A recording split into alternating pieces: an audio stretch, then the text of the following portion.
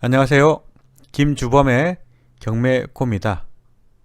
이번 시간은 임차권 등기 명령에 대해서 간략히 확인하겠습니다. 주택의 임차인이 그 목적 주택에서 임차 보증금을 전액 반환받기 전에도 이사를 가야 될 경우가 있죠. 만약에 이사를 간다면 점유 상실이 되는 것이고, 그 대항력 요건 중 주택의 인도라는 요건이 상실된 것이죠. 전입을 했다 하더라도 이사 가게 되면은 내 대항력은 효력이 없는 것입니다.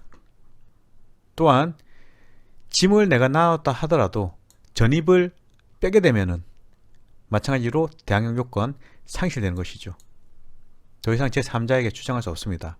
따라서 주택임대차보호법 제3조의 3 제1항에 따라서 임차인은 임차권 등기 명령을 신청할 수 있습니다. 그리고 임차권 등기를 마치게 되면은 그 대항력권 점유를 상실하더라도 같은 법률 규정에 의해서 대항력 그리고 우선 변제권을 취득하게 되죠. 즉 대항력과 우선 변제권 지위를 유지시킨다는 것입니다. 여기서 말하는 임차권 등기는요, 민법에 있는 임차권 등기와 틀린 내용입니다. 민법은 임대인하고 협력해서 공동으로 등기소에 신청을 한 것인데, 임차인이 단독으로 법원에 신청합니다. 그러면 그 법원에서 등기 촉탁을 해주는 것이죠. 따라서 주택임대차보호법 규정에 따른 이 임차권 등기는 민법 규정에 따른 임차권 등기 제도의 특칙에 해당하는 것입니다. 관련된 내용을 진행되는 사건을 가지고 확인해 보겠습니다. 이번 시간은 서울지방법원에 있는 임차권 등기 내역 보겠습니다. 첫 번째 거 볼게요. 서울 강서구 화곡동에 있는 다세대 빌라입니다. 감정가가 2억 8,100, 그 시작을 2억 8,100에 했고 현재 13차 2,413만 8천입니다. 임차인 현황을 확인해 보면 오모 씨가 주거용 건물 전부에 대해서 임차인으로 등록되어 있고, 그 보증금은 2억 7,500만 원 있습니다. 그리고 전입일자가 2018년 3월 19일, 확정일자가 2018년 3월 5일입니다. 임차인의 대항력은 2018년 3월 19일 다음 날인 2018년 3월 20일 0시가 되는 것이죠. 확정일자를 2018년 3월 5일 보다 앞서서 받았죠. 그렇더라도 대항력 요건 취득한 날짜인 이날 순위가 확정되는 겁니다. 등기부의 내용을 보겠습니다. 각구 내용을 보니까 2016년 4월 8일 이 집에 대한 최초의 등기, 보존 등기를 마쳤습니다. 이전을 신탁에 의한 이전, 즉 형식적 이전을 했었고, 다시 또 신탁 재산의 기속을 받았죠. 그리고 소유권 이전을 했습니다. 압류되어 있고 강제 경매 개시 결정 나와 있습니다. 압류되어 있고 그리고 또 압류가 되어 있습니다. 현재 효력이 있는 상이죠. 그리고 현재 소유자 마지막 소유권 이전을 받은 이 4번째 순위에 있는 장모 씨입니다. 등기사항 증명서 일구 내용을 보니까 이렇게 두 개의 등기가 되어 있습니다. 그리고 그 내용은 2018년 6월 19일 접수된 채권 최고액 1억 8천, 채무자 장모씨, 채권자 백모씨, 근저당권자인 이자가 권리자이겠죠. 임차권 등기가 있습니다. 임차권 등기를 한 날짜는 2018년 5월 18일입니다. 훨씬 뒤지죠.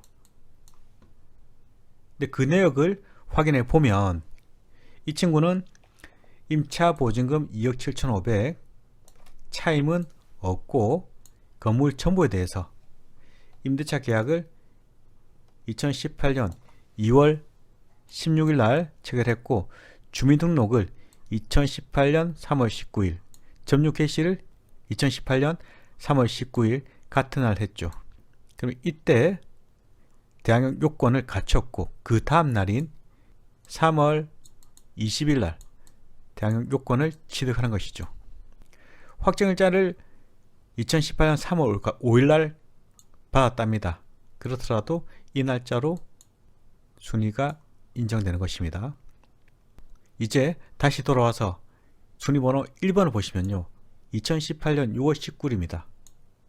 결국 임차권 등기는 임차인이 나가는 날 했으니까 훨씬 뒤가 될 것이고 그 대항력 취득의 시기 2018년 3월 20일 되겠죠.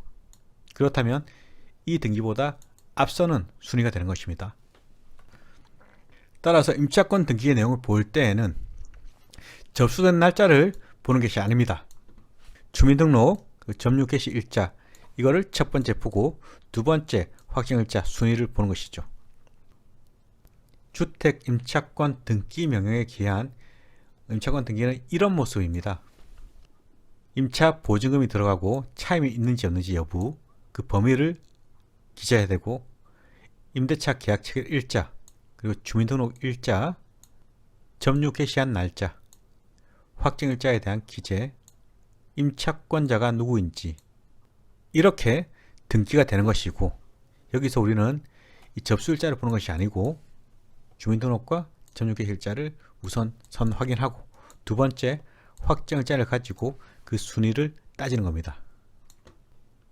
이 내용이 주택 임차권 등기 명령에 기한 등기의 모습입니다.